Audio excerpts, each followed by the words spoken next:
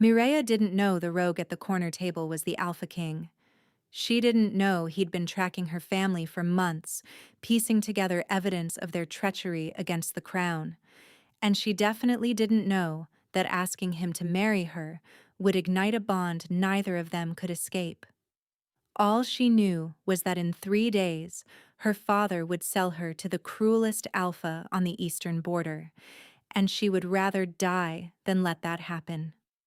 The tavern smelled of wood smoke and spilled mead, a dingy establishment at the crossroads between Iron Vale and the unclaimed territories. Mireia had slipped away during the night, stealing her own horse from her father's stables like a common thief. Her wedding gown was already hanging in her chambers, ivory silk that felt more like a burial shroud. Varric Cresswell, heir to the Crestwood territories, had visited twice. Both times his eyes had crawled over her body like she was livestock being appraised.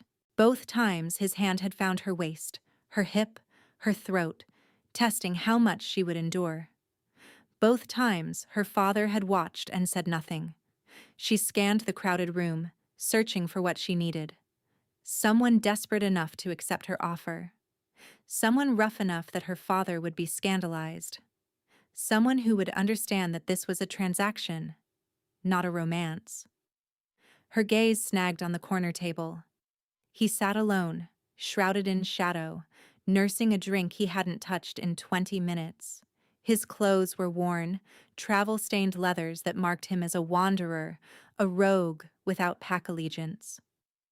A scar traced the line of his jaw, disappearing beneath stubble that suggested days on the road. But it was his stillness that caught her attention.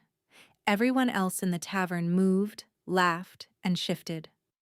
This man sat like a predator waiting for prey, perfectly controlled, and radiating a quiet danger that made her instincts scream. He was exactly what she needed. Mireia straightened her spine and crossed the room before her courage could fail.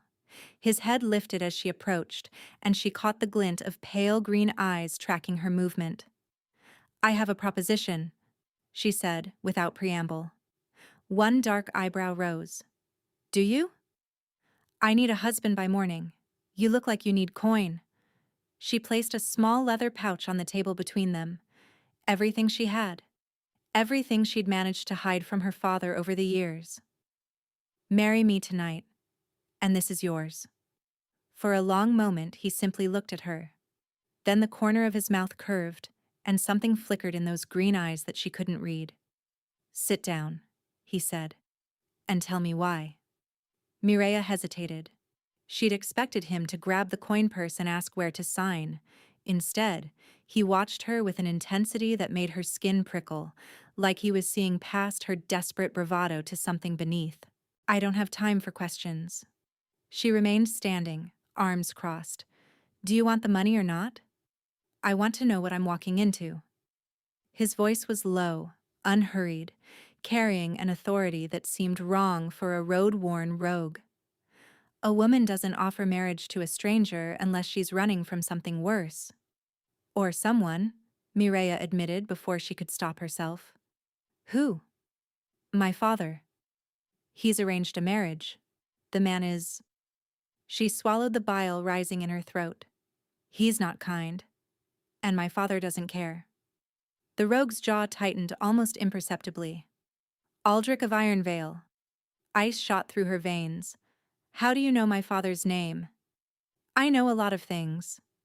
He leaned forward, and the candlelight finally caught his features fully. Mireia's breath stuttered.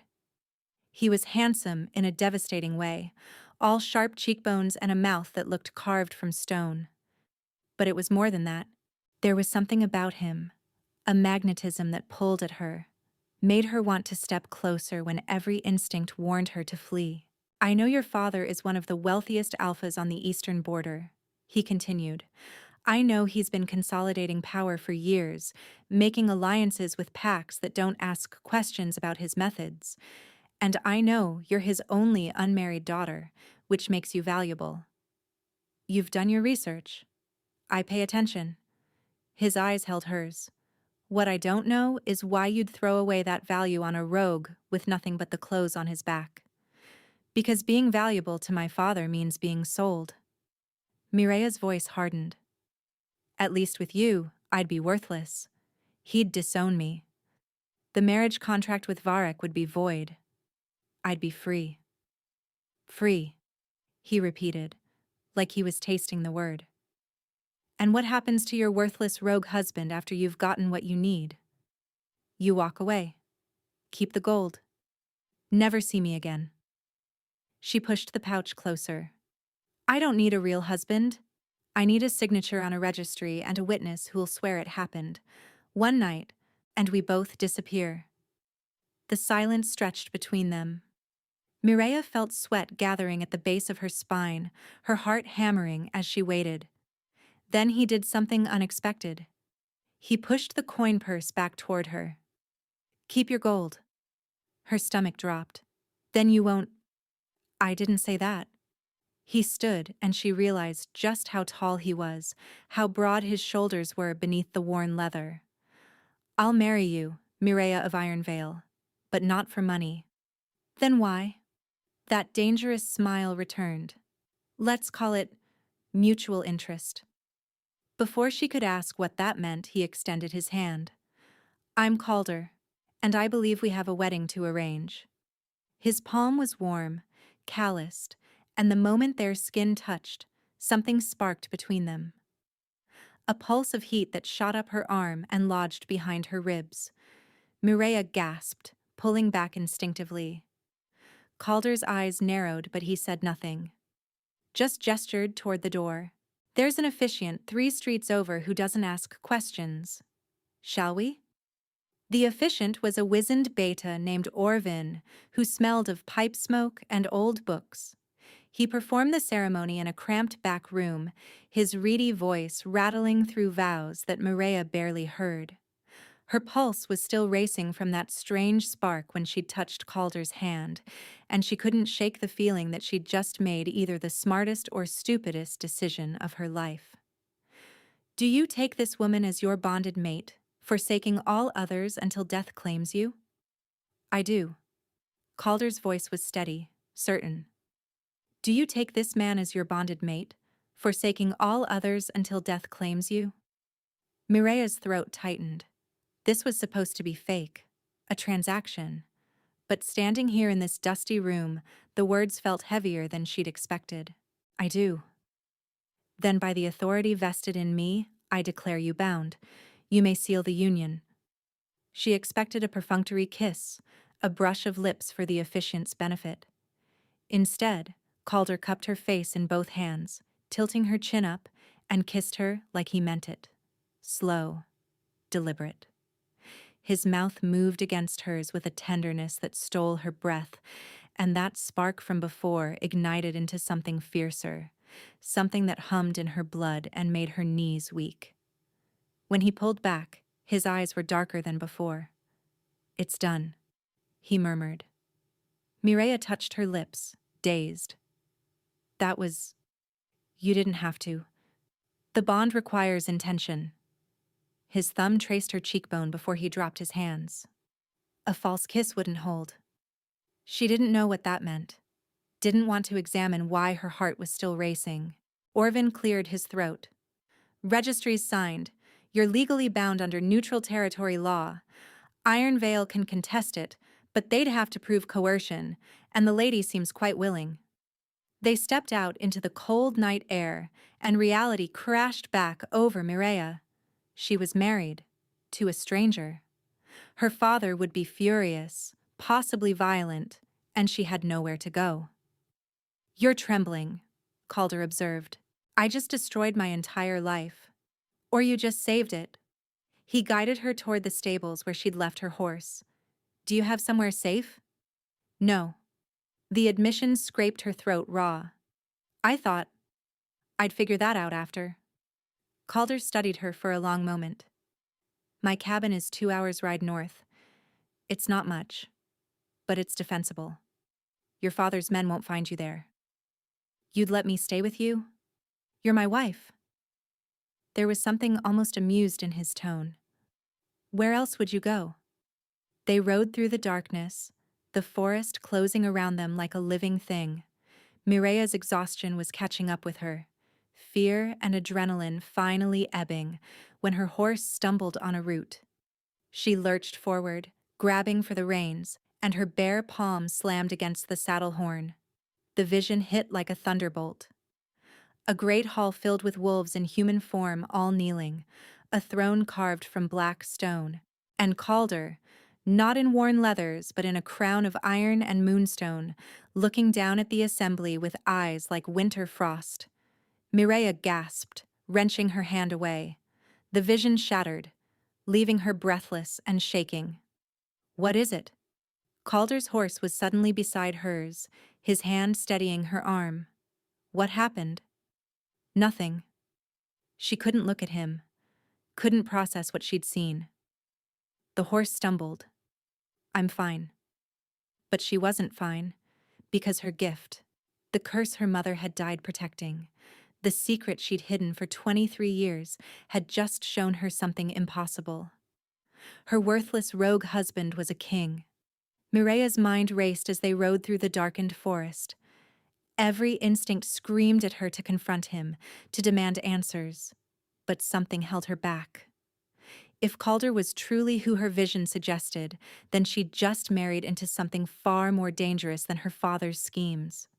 And if he was hiding his identity, he had reasons. Reasons that might get her killed if she revealed what she knew too soon. So she stayed silent, watching him from the corner of her eye.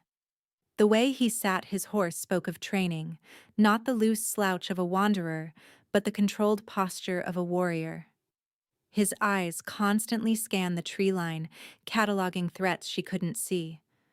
How had she missed it before? "Because you were desperate," she reminded herself. "You saw what you needed to see." "You're quiet," Calder said after an hour of riding. "I'm tired." "You're lying." He didn't sound angry, just observant. "Your heart rate changed. Your scent shifted. Something happened when your horse stumbled, and you're deciding whether to tell me." Mireya's blood chilled. He could read her that easily? "I don't know what you're talking about." "Mireya." His voice softened, and somehow that was worse than accusation. "I told you I'd marry you without knowing why. The least you can do is extend the same courtesy. Whatever you're hiding, it can wait until you're ready." The unexpected gentleness disarmed her in ways she hadn't anticipated. She'd spent her whole life around alphas who demanded, commanded, took. She didn't know what to do with one who simply waited. "Why did you agree?" she asked instead of answering. "You pushed away the gold. You said mutual interest. What does that mean?" Calder was quiet for a long moment. "Your father has enemies. My father has nothing but allies. He's spent 20 years building them." "The allies, you see." His jaw tightened. "There are others who've been watching him, gathering evidence, waiting for the right moment to expose what he really is." "And what is he really?" "A traitor." The word landed like a blade. "He's been selling information to the Blackmore Pack for years. Border movements, patrol schedules, the locations of vulnerable settlements. Dozens of people have died because of intelligence he provided." Mireya's stomach lurched. "That's not possible." "It's documented. Witnessed. Proven." Calder's voice held no satisfaction, only grim certainty. "I've been building the case for months. I came to Ironvale to find the final piece of evidence. And instead you found me. Instead, I found his daughter." He looked at her then, those pale green eyes unreadable. "Asking me to marry her, handing me access to his household, his records, his secrets." The realization hit her like a physical blow. "You're using me." "I was going to." He didn't flinch from the admission. "When you approached me in that tavern, I thought it was Providence, the perfect opportunity to get inside. And now? Now I've seen the bruise on your wrist that you think your sleeve covers." His voice hardened. "I've heard the fear in your voice when you speak about Varek. I've watched you choose exile over a life of safety and luxury because some things aren't worth the price." Mireya unconsciously tugged her sleeve lower. You're not a pawn, Mireya. You're a victim of the same man I'm trying to destroy. He pulled his horse to a stop, turning to face her fully. So here's my offer. Help me find the evidence I need to bring your father down, and I'll ensure you're protected when it happens. You'll have money, freedom, a new identity if you want it. This marriage can be annulled once it's done. And if I refuse, then I'll take you somewhere safe and find another way. His expression didn't waver. I meant what I said at the ceremony. The bond requires intention. I didn't kiss you to trap you. I kissed you because in that moment I chose to protect you. Whatever happens next is your choice. The bond. She'd felt it during the kiss, that strange humming beneath her skin that hadn't fully faded. Even now, sitting 3 feet apart, she could sense him in a way that defied explanation. What is this bond? She whispered. What did we do? Something flickered in Calder's expression. You felt it too. I felt something during the kiss and before, when we shook hands. He was silent for a long moment. There are some wolves who are fated, matched by something deeper than choice or circumstance. When they touch, when they speak vows with true intention, the bond begins to form. Fated mates. She'd heard the stories. Her mother used to tell them like fairy tales, beautiful nonsense for children. Those are myths. They're rare, not myths. His voice was rough. I didn't expect it either. But I felt it the moment you touched my hand, and ignoring it won't make it disappear. Mireya's heart hammered. This was too much. The vision, her father's betrayal, and now this impossible connection to a stranger who wasn't what he seemed. I need time, she said finally, to process all of this. You'll have it. Calder nudged his horse forward. The cabin's another hour. You can rest there. Decide what you want to do. They rode on in silence, but something had shifted between them. The bond pulsed quietly, a thread connecting them that Mireya couldn't see, but couldn't deny. She was beginning to wonder if she'd ever truly had a choice at all. The cabin was not what she expected. From the outside, it looked rough, a modest structure of weathered timber nestled against a cliff face. But inside, the space was warm and surprisingly well appointed. Thick furs covered the floor. A fireplace dominated one wall, already laid with kindling. The furniture was simple but solid, crafted with care. It's not much, Calder said, striking a flint to light the fire. It's more than I expected from a wandering rogue. Mireya ran her fingers along the mantel, noting the quality of the stonework. This wasn't built by someone passing through. He didn't answer immediately, focused on coaxing the flames to life. When he finally stood, firelight dancing across his features, his expression was guarded. I have resources, more than I let people see. Clearly. She gestured to the bookshelf in the corner, filled with leather-bound volumes that would cost a small fortune in any market. Most rogues don't keep libraries. Most rogues can't read. But you can. Probably in multiple languages, if I had to guess. She met his eyes. Who are you really, Calder? The question hung between them. For a moment she thought he might tell her. Something shifted in his expression, a crack in that careful control. Then it smoothed over. Someone who's made a lot of enemies. Someone who finds it easier to move through the world unnoticed. He moved to the small kitchen area, pulling out bread and dried meat. You should eat. Rest. Tomorrow we can talk about next steps. He was deflecting. She knew it. But exhaustion was dragging at her bones, and the fire's warmth was seeping into muscles she hadn't realized were clenched with cold. She ate what he offered, watching him move around the space with easy familiarity. There were weapons she hadn't noticed at first, a sword mounted above the fireplace, knives within easy reach of every surface. This wasn't just a cabin, it was a safe house.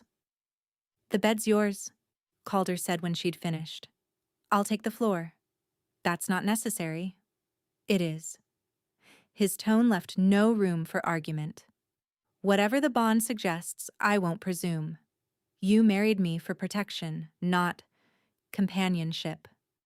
The word hung awkwardly, and Mireia felt heat rise to her cheeks. She hadn't thought about that part of marriage, hadn't let herself think about it. Thank you, she managed. He nodded, settling into a chair by the fire with a book, dismissing her, but not unkindly. Mireia retreated to the small bedroom, closing the door behind her. The bed was narrow but comfortable, piled with quilts that smelled of cedar and something else, something that reminded her of him. She should have been afraid. She'd fled her home, married a stranger, and was now hiding in an isolated cabin with a man who admitted he'd planned to use her. Every rational part of her brain screamed that this was dangerous. But the bond hummed quietly beneath her skin, and despite everything, she felt safe. Safer than she'd felt in her father's house since her mother died. The thought brought unexpected tears to her eyes. Her mother had possessed the same gift. Visions triggered by touch. Glimpses of truth that couldn't be hidden. Their pack had called her blessed until the visions revealed something someone powerful wanted kept secret. They'd burned her for it. Mireia had been 8 years old, hiding in a root cellar while her mother's screams echoed above. Her father had watched it happen, had allowed it. And afterward, he'd looked at Mireia with cold calculation and told her that if she ever showed signs of the same curse, he'd do what was necessary to protect the family name. She'd learn to hide, to suppress, to never let anyone see. But tonight, her gift had betrayed her. She'd seen Calder on a throne, wearing a crown, and she couldn't unsee it. Tomorrow, she would figure out what it meant. Tonight, she let exhaustion claim her and dreamed of pale green eyes. Mireia woke to the smell of cooking meat and weak sunlight filtering through the window. For a disorienting moment, she forgot where she was. Then, memory crashed back, and she sat up so quickly her head spun. She was married. She was hiding. And her husband was lying about who he was.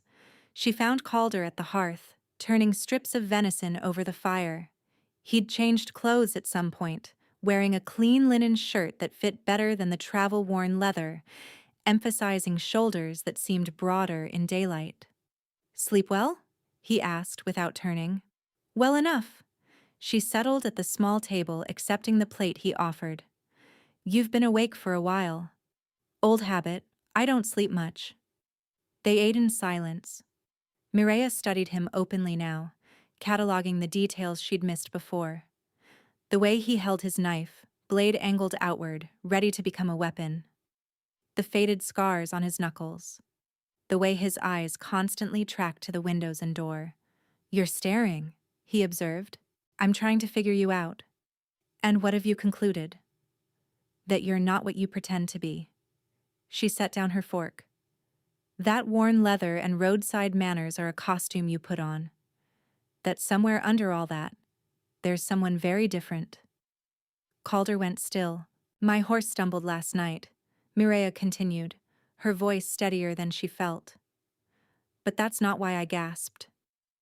"I know." "You know?" Your heartbeat changed, your scent flooded with shock and fear. He finally looked at her, and his eyes were wary. "Something happened when you touched that saddle, something you saw. You keep talking about my scent, my heartbeat, reading me like a book." Mireia stood, needing distance. "But you won't tell me who you are? What gives you that right?" "Survival."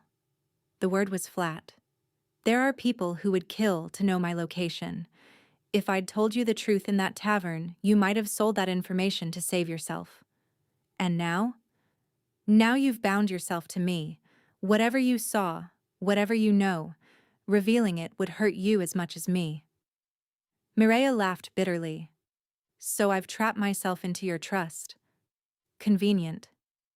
"It wasn't planned." He rose, and she was reminded again of how tall he was, how much space he commanded. None of this was planned. I came to Iron Vale expecting to gather evidence and leave. Instead, I found you, and everything changed. Because of the bond? Because of you. He stepped closer, and she held her ground despite her racing heart. The bond is just recognition. It doesn't create feelings. It reveals them. And when I touched your hand, I felt something I haven't felt in years. What? Hope. The word landed softly, but its weight was immense. Tell me what you saw, he said quietly. Whatever it is, I'd rather you hear the truth from me than piece it together from fragments. Mireya's throat tightened. This was it. The moment that would change everything. I saw you on a throne, she whispered. Wearing a crown of iron and moonstone. Wolves kneeling before you. Calder closed his eyes. You're not a rogue at all, are you? Her voice cracked. You're the Alpha King. The silence stretched between them, heavy with implication. When he opened his eyes again, they were resigned. Yes. The confirmation should have terrified her. Instead, she felt strangely calm, like a puzzle piece finally clicking into place. The throne has been empty for 3 years, she said slowly. Since the old king died without an heir. The council's been searching. The council believes what I've allowed them to believe, that the bloodline ended. That there's no one left. He turned away, staring into the dying fire. My father was murdered. My mother and sister taken. I barely escaped with my life. If I'd revealed myself then, his killers would have finished what they started. So you hid. I hunted. His voice hardened. For 3 years, I've been tracking down everyone responsible, dismantling their networks, gathering proof of the conspiracy that destroyed my family. And my father? Calder turned back to face her, and she saw grief beneath the steel. Your father was one of them. He sold the patrol schedules that allowed the assassins inside. 27 people died that night, including my parents. Before we continue, please take 2 seconds to like and subscribe. The floor seemed to tilt beneath Mireya's feet. Her father wasn't just a traitor to the border settlements. He was responsible for the murder of the royal family, for 3 years of chaos and fractured leadership, for Calder's suffering. I didn't know, she breathed. I swear to you, I didn't. I know. He caught her elbow as she swayed, steadying her. If I thought you were complicit, you wouldn't be here. Why am I here? Her eyes stung with tears she refused to shed. Why marry me? Why bring me to your safe house and tell me the truth? You could have used me without any of this. Because you're not your father. His grip gentled. Because you chose freedom over comfort, even when it terrified you. Because when I kissed you at that ceremony, I felt the bond recognize you as my mate, and I refused to build whatever this is on lies. Your mate. She tasted the word. I'm the mate of the Alpha King. You're the mate of Calder. The rest is just politics. She laughed despite herself, a wet, desperate sound. Just politics. You're the rightful ruler of 5 territories. That's not just anything. It is, if you want it to be. His thumb traced her cheekbone, wiping away a tear she hadn't noticed falling. I told you last night that this was your choice. I meant it. Help me bring down your father, or don't. Accept the bond, or walk away. I won't force you. Can you even do that? Let me walk away? Something raw flickered in his expression. It would be the hardest thing I've ever done. But yes, I've lost enough people to know that love held captive isn't love at all. Love. He'd said the word so easily, like it was already true. Maybe for him, with the bond singing between them, it was. For Mireya, it felt like standing at the edge of a cliff, knowing she was about to jump. My father killed your parents, she said slowly. Helped destroy your family, and you want me anyway? You are not your father's sins. Calder's voice was fierce. You're the woman who would rather marry a stranger than submit to cruelty. You're brave and sharp and kind. And none of that changes because of shared blood. She searched his face for deception and found none. Just exhaustion, hope, and something deeper that made her chest ache. I'll help you, she decided. I don't know what evidence I can provide, but whatever I know, whatever I can find, it's yours. Mireia, don't thank me yet. She stepped back, needing space to think. My father is a monster. If what you're saying is true, he deserves whatever justice comes for him. That's not loyalty to you. That's just doing what's right. And the bond? She hesitated. The connection hummed between them, undeniable, but also terrifying in its implications. Ask me again when this is over, she finally said. When you're on your throne and my father's in chains, when we're not caught up in survival and secrets. Ask me then. Something like hope kindled in his eyes. I can wait. You might be waiting a long time. You're worth it. The simple certainty in his voice made her heart stutter. She turned away before he could see how much it affected her. So what now? She asked. What's the plan? Calder's expression sharpened, becoming tactical. Now we finish what I came to Iron Vale to do. There's a ledger your father keeps, hidden somewhere in his study. It contains records of every transaction, every payment, and every life he's sold. If we can get our hands on it, we'll have enough to bring him before the council. You want to break into my father's house? I want you to walk through the front door. He moved to a chest in the corner, pulling out a folded piece of parchment. Your father doesn't know we're married yet. As far as he's concerned, you're still his dutiful daughter, preparing for your wedding to Varek. You want me to go back? I want you to pretend nothing has changed. One day, maybe two. Find the ledger, bring it to me, and disappear before anyone knows what happened. Mireia's stomach churned. The thought of returning to that house, of facing her father's cold eyes and Varek's grasping hands, made her want to vomit. But if it meant justice, if it meant freeing herself and everyone her father had harmed, could she do it? I'll need proof that I can trust you, she said quietly. Not just words. Something real.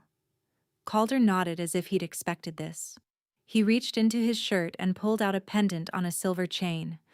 A wolf's head wrought in black iron, its eyes set with chips of moonstone. This belonged to my mother, he said. It's the royal seal. Anyone in the 5 territories would recognize it. If I'm lying about who I am, this would be my death warrant. He placed it in her palm, and she felt the weight of it, the history. Keep it, he said. When you're ready to believe me, give it back. Mireia closed her fingers around the pendant. And if I run, take this to your enemies? Then I'll have deserved what comes. His smile was crooked, almost sad. But I don't think you will. The bond doesn't lie, Mireia. Whatever you're feeling, I feel it too. She slipped the chain over her head, hiding the pendant beneath her dress. It lay warm against her skin, a reminder of everything that had changed. I'll leave tomorrow, she decided. Give me one more day to prepare. Take whatever time you need. He turned back to the fire, giving her space, and Mireia stood in the center of the cabin, clutching the royal seal, wondering when exactly her life had become a story she didn't recognize. They spent the day preparing. Calder drew maps of her father's estate from memory, marking guard rotations and blind spots he'd cataloged during his surveillance. Mireia filled in the gaps. The servants' passages, the loose stone in the study wall where her father hid important documents, the times when the household would be most distracted. Working together felt strange, natural, like they'd been doing this for years instead of hours. The ledger will be in his private study, Mireia said, tracing a path on the map. He never lets anyone in there, but I know where he keeps the key. 3rd drawer of his bedroom dresser, false bottom. You've been paying attention. I've been surviving. She didn't look up. When you live with a predator, you learn his patterns. Calder was quiet for a moment. What did he do to you? The question was soft, but it cut deep. Mireya's hand stilled on the parchment. Nothing I couldn't endure. That's not an answer. It's the only one I have. She finally met his eyes. He never hit me, if that's what you're asking. He didn't have to. He had other ways of making his displeasure known, controlling everything I ate, wore, said, reminding me constantly that I existed at his pleasure, that without him, I was nothing. You're not nothing. I know that now. She gestured around the cabin. Being here, away from him, I can finally breathe. But going back? Her voice caught. Even for a day, the thought of walking through those doors makes me want to scream. Calder rounded the table, stopping close enough that she could feel his warmth. You don't have to do this. We can find another way. There is no other way. You said yourself the ledger is the key. She squared her shoulders. I can handle one more day in that house. I've handled years. Mireya. His hand rose to cup her face, and the bond flared at the contact. You're the bravest person I've ever met. But bravery doesn't mean suffering alone. Whatever happens tomorrow, I'll be close. If anything goes wrong, I'll come for you. You'd risk exposing yourself? I'd risk anything for you. The words hung between them, weighted with meaning. Mireya searched his face, looking for the lie, the manipulation, and the hidden agenda. All she found was raw sincerity. Why? She whispered. You barely know me. I know enough. His thumb traced her cheekbone. I know you're kind even when the world has given you every reason not to be. I know you're clever and resourceful and stronger than you realize. I know that when I'm near you, the emptiness I've carried for 3 years doesn't feel so heavy. Calder. I'm not asking for anything. His voice roughened. I just need you to know that whatever happens tomorrow, you matter. Not because of what you can do for my mission, because of who you are. Something broke open in Mireya's chest. She'd spent her whole life being valued for her usefulness, her obedience, her silence. No one had ever looked at her the way Calder was looking at her now, like she was precious simply for existing. She closed the distance between them. The kiss was different from the ceremony. That had been intention and magic, a sealing of vows. This was need, pure and desperate. Her hands fisted in his shirt, pulling him closer, and he responded with a groan that vibrated through them both. His arms wrapped around her, lifting her onto the edge of the table, and she gasped as her legs parted to accommodate him. His mouth traced down her jaw, her throat, finding the pulse point that made her shiver. Tell me to stop. He breathed against her skin. Don't you dare. He laughed, low and rough, and claimed her mouth again. The bond sang between them, a chorus of recognition and desire, and Mireya lost herself in the sensation of finally being wanted for who she was.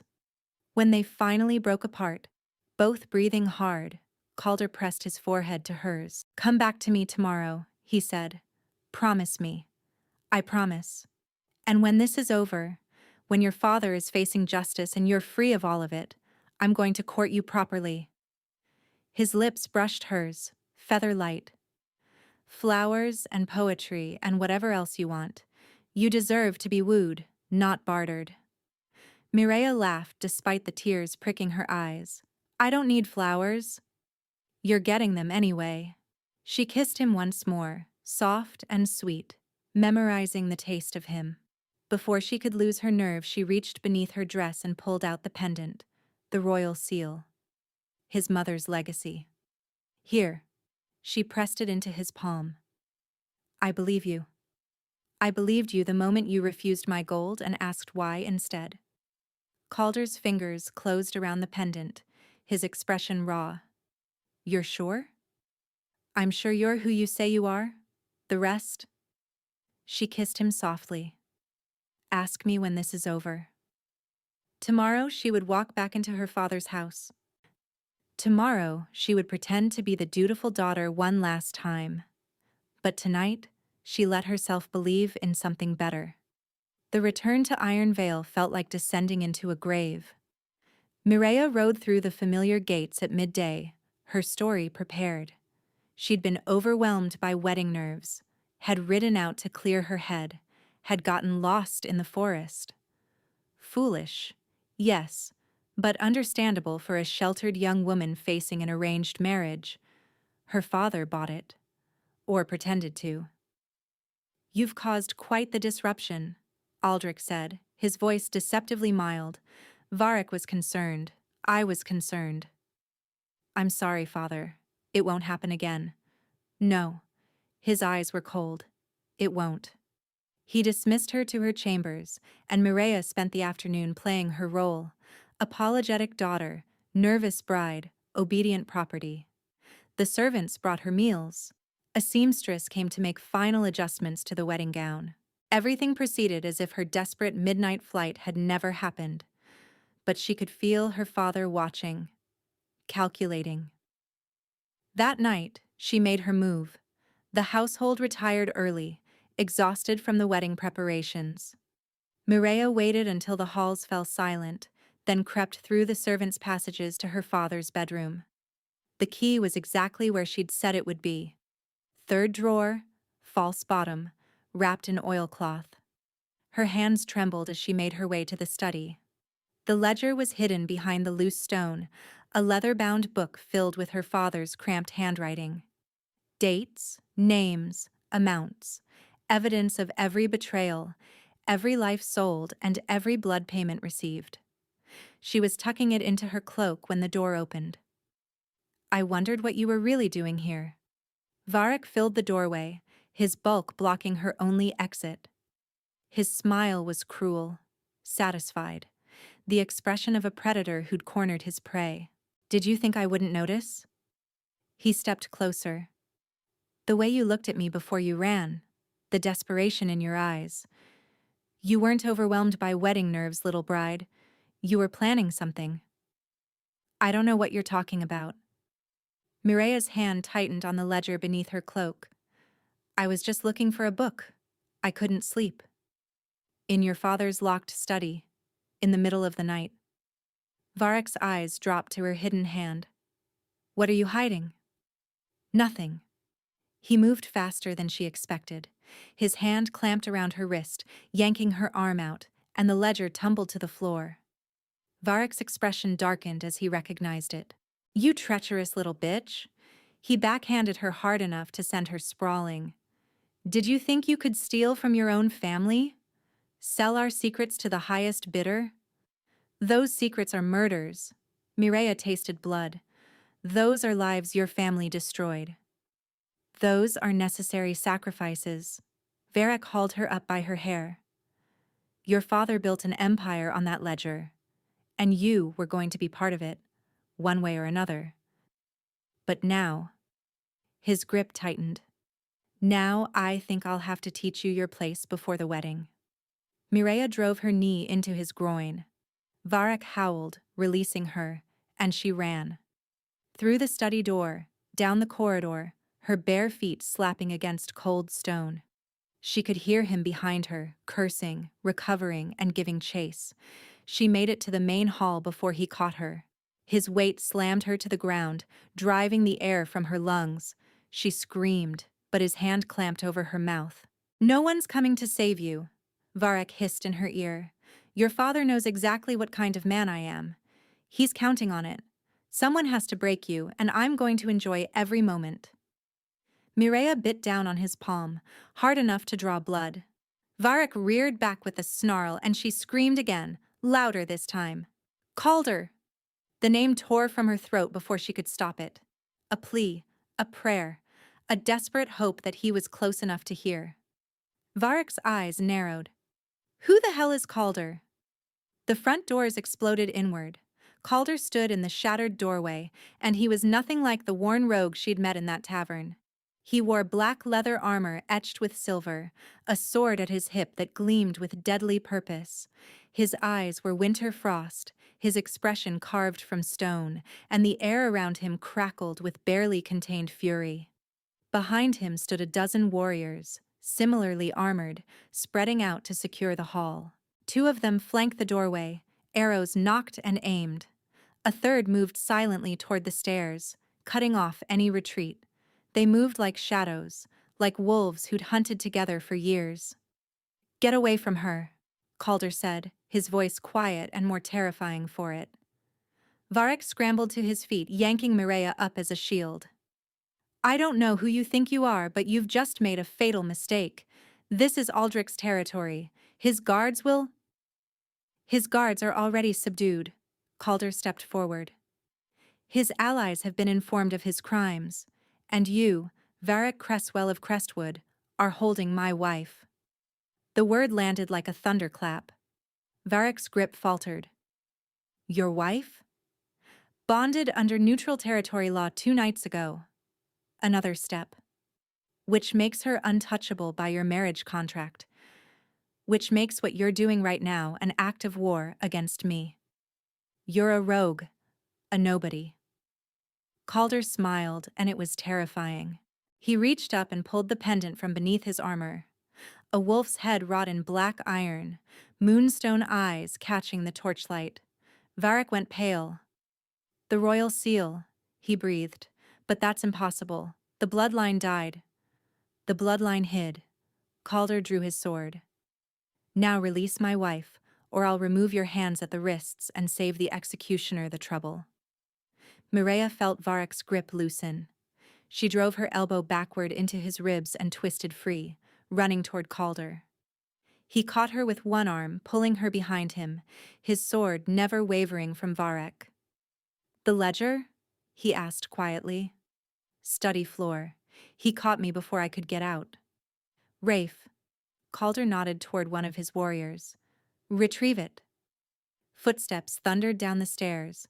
Aldrich appeared on the landing, half-dressed, his face contorted with fury. "What is the meaning of this invasion? You dare attack my home?" He stopped cold when he saw Calder, saw the pendant. The color drained from his face. "No," Aldrich whispered. "You're dead. We made sure you were dead." "You failed." Calder's voice was ice. "Just like you'll fail to escape justice for what you've done." Aldrich recovered quickly. Men like him always did, Mireia thought bitterly. They bent reality to suit their needs, rewrote history, and justified every atrocity. "You have no proof," Aldrich said, descending the stairs with affected calm. "Whatever my daughter has told you, she's clearly delusional. The stress of her upcoming wedding." "I have your ledger." Calder cut him off. "I have witness testimony from 3 settlements that survived your betrayals. I have correspondence recovered from Blackmore after we dismantled their leadership last month. Your name is on every document, Aldrich. Your seal.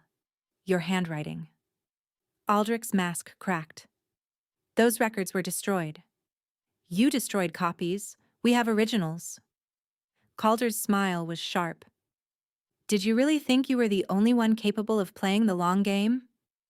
Mireia watched her father's expression cycle through denial, calculation, and finally, cold fury. "Even if that's true, you have no authority here. The council is scattered, leaderless. By the time you convince them to act, the council is already assembled." Calder sheathed his sword. "They've been waiting for me to bring them proof, waiting for me to step forward and claim what's mine." He looked at Mireia. "Your daughter gave me the final piece. The ledger will seal your fate." "My daughter." Aldrich's gaze swung to her, venomous. "My treacherous, ungrateful daughter. I should have drowned you when your mother died. Should have known you'd inherited her curse." "Her gift," Mireia corrected, her voice steadier than she felt. "She saw what you were. That's why you let them burn her. She was going to ruin everything, just like you." Aldrich's hand moved toward his belt. Calder intercepted him before the blade cleared its sheath, his sword appearing so fast Mireia barely tracked the movement. the tip pressed against Aldrich's throat. "I could kill you now," Calder said conversationally. "No one in this room would object. You murdered my parents. You sold my mother and sister to slavers. You've spent 3 years destabilizing the 5 territories for your own gain." Aldrich's eyes bulged. "Your mother and sister? They survived?" Something flickered in Calder's expression. "My mother didn't survive the journey. My sister Nadia was rescued from the Ashvale market 6 months ago. She's recovering. Slowly." "So you've already gotten your revenge?" Aldrich laughed high and desperate. "What more do you want?" "Justice." Calder pressed the blade harder. "Not revenge. Not murder in the night. A trial. Evidence. A sentence passed by the council I'm going to rebuild. I want everyone in the 5 territories to know what you did, and I want them to watch you hang for it." Aldrich's bravado finally crumbled. "Please, I have money, influence. I can be useful. You can be silent." Calder stepped back, nodding to his warriors. "Take him, and Varek too. They can share a cell." As the warriors moved to secure the prisoners, Mireia felt her knees weaken. It was over. After 23 years of fear and silence, it was finally over. Calder was there before she fell, his arms wrapping around her. "I've got you," he murmured against her hair. "It's done. You're safe." She buried her face in his chest and let herself break. The tears came hot and fast, grief for her mother, relief at her freedom, terror for what she'd almost endured. Calder held her through all of it, steady and warm, his heartbeat a drum beneath her ear. "I thought he was going to kill me," she finally managed. "Never." His arms tightened. "I would have burned this house to the ground before I let him hurt you again." "You came for me. Did you think I wouldn't?" His voice was fierce. "Mireia, there's nowhere you could go that I wouldn't follow. You're really the Alpha King. I'm really your husband." His smile was crooked. "The king part is just extra." She laughed despite herself, wet and shaky. "Just extra. You're impossible." "I'm yours." He kissed her forehead. "If you'll have me." Rafe approached with the ledger in hand. "Your Majesty, the house is secured. We should move before dawn." "Agreed." Calder kept one arm around Mireia as he addressed his warriors. "We ride for the council seat. It's time to end this." The ride to the council seat took 2 days. Mireia spent most of it in a daze, processing everything that had happened. Her father in chains, Varek facing trial. Her entire life upended and rebuilt in the span of a week. And through it all, Calder stayed close, not hovering, not demanding, just present. Steady. A constant warmth at the edge of her awareness, the bond humming between them like a promise. On the second night, they camped beside a river, and Mireia finally found the courage to ask the question that had been haunting her. "Your sister, Nadia." She'd heard him say the name during the confrontation with her father. "You said she's recovering. What does that mean?" Calder stared into the fire. "It means she survived things no one should survive. It means some days she can't speak, can't eat, can't be touched without flinching. It means I found her too late to spare her the worst of it." "But you found her." "Not soon enough." Mireia moved closer, pressing her shoulder against his. "You were alone, hunted, building a case against an entire conspiracy while hiding your identity. The fact that you found her at all is a miracle." "It doesn't feel like a miracle." His voice was rough. "It feels like failure." "Then we feel differently." She took his hand. "Because from where I'm sitting, you're the man who refused to give up. Who spent 3 years fighting impossible odds. Who still found time to marry a desperate stranger in a roadside tavern because she needed help. That was self-interest. That was kindness." She squeezed his fingers. "You could have used me and discarded me. Instead, you protected me.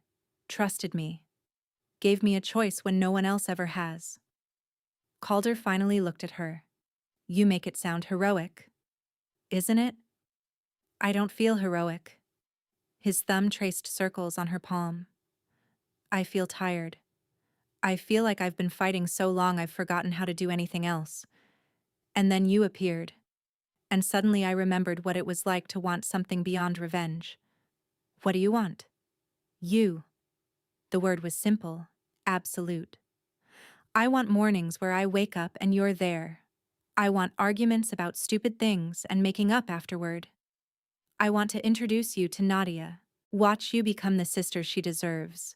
I want to build something instead of just tearing things down. Mireya's heart clenched. Calder. You said to ask you when this was over. His eyes held hers.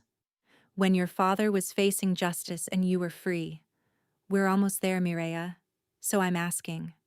Stay with me. Not because of the bond or politics or convenience. Stay because you want to. She thought about everything she'd been through. The years of fear, the desperate flight, the stranger who'd turned out to be a king. She thought about the bond humming between them and the way he looked at her like she was precious. She thought about her mother's stories, the ones she'd dismissed as fairy tales. Maybe some fairy tales were true. I love you, she said. Calder's breath caught. I don't know when it happened. Maybe when you pushed back the gold and asked why. Maybe when you gave me your mother's pendant and trusted me not to betray you. Maybe when you crashed through my father's doors like some avenging god. She laughed softly, but somewhere along the way, I stopped being afraid and started being certain. You're what I want, Calder. Not the crown. Not the power. You. He kissed her before she finished speaking, pulling her into his lap, cradling her like something infinitely precious.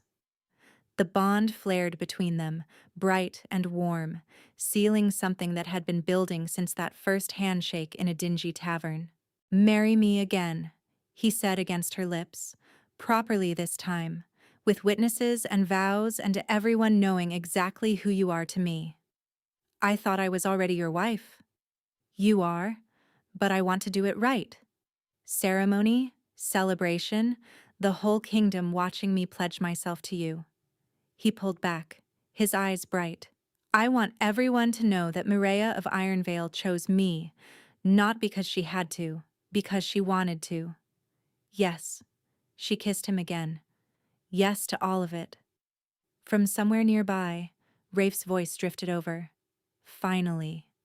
I was starting to worry we'd have to endure another week of longing looks. Calder threw a pine cone at him without looking. 3 months later, Aldrich's trial concluded. The evidence was overwhelming. The ledger, the witnesses, and the correspondence. The council found him guilty of treason, conspiracy, murder of the royal family, and trafficking in lives. He hanged at dawn on a gray morning, and Mireya didn't attend. She'd made her peace with what her father was.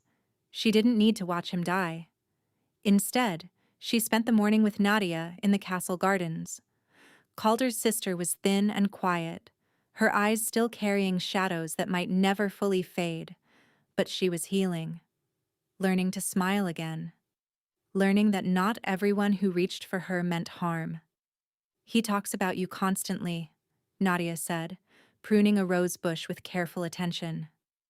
Before you, he was all sharp edges. Now he laughs. I'd forgotten what his laugh sounded like. He makes me laugh too. Mireya handed her another set of shears. Usually when he's being ridiculous about security protocols. He worries. He hovers. He loves. Nadia's eyes met hers. Thank you for that. For bringing my brother back to me. Mireya's throat tightened. He brought himself back. I just gave him a reason. That's the same thing. The bonding ceremony was held under the full moon, exactly as Calder had promised. The great hall overflowed with witnesses, council members, pack representatives, warriors who'd followed Calder through 3 years of shadow war. Mireya wore silver silk that caught the moonlight, and Calder wore the formal attire of the Alpha King, crown and all. But when he looked at her, she didn't see a king. She saw the rogue in the corner booth, asking why. She saw the man who'd given her his mother's pendant and trusted her with his secrets. She saw her partner, her protector, her choice. The officiant spoke ancient words, binding them in the sight of the moon, and all assembled.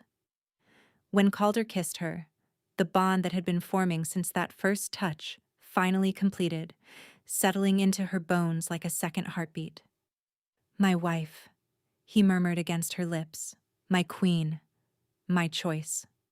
"My husband," she answered, "my king, my home." The celebration lasted until dawn.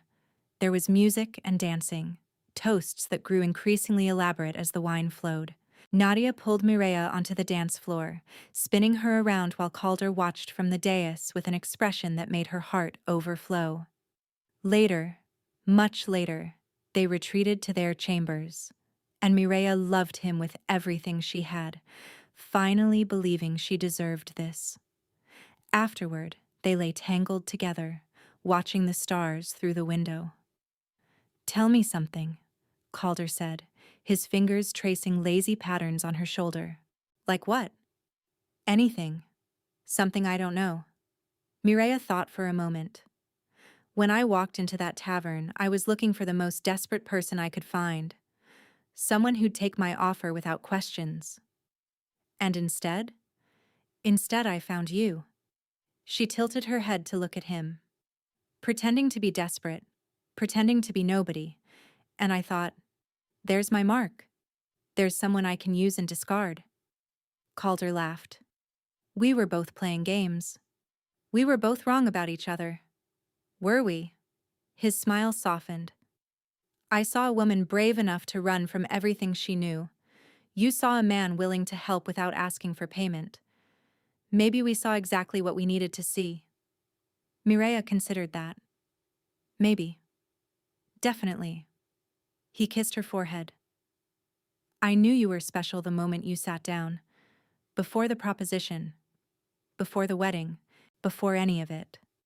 Something in me recognized something in you." "The bond?" "Something deeper." His arms tightened around her. "You felt like coming home." She pressed closer, feeling safe and cherished and exactly where she belonged. "I married a poor rogue to defy my family," she murmured against his chest, "and he turned out to be the Alpha King." Calder's laugh rumbled through both of them. "Any regrets?" "Not a single one." "Good." He pulled her closer. "Because I plan to spend the rest of our lives making sure you never have reason to." She believed him. After everything she'd survived, everything she'd lost, she finally believed she was allowed to be happy. Mireia closed her eyes, listening to her husband's heartbeat, and let herself dream of the future. She'd walked into a tavern looking for an escape and found a king who saw her worth. She'd offered him gold, and he'd given her the world. Fair trade, she thought as sleep claimed her. Where are you listening from? Let me know in the comments. I love hearing your thoughts. And if you'd like to support me, please subscribe. It's free and helps more people discover these stories.